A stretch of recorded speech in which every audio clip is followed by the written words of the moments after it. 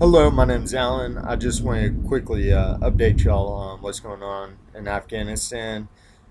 We do have up to 6 planes stuck over there. There's been 6 soldiers killed.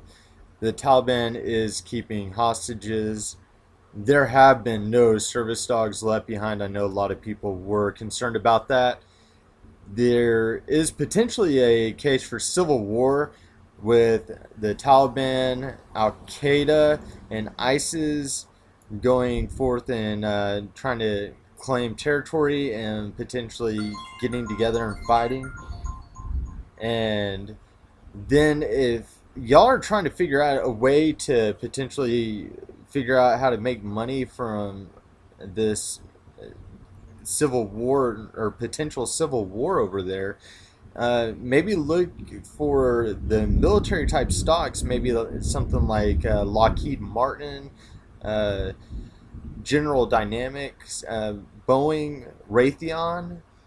Uh, Go ahead and stay tuned, and I'll see y'all later. And like, subscribe, and I'll get back to y'all when I have more to get back to y'all with.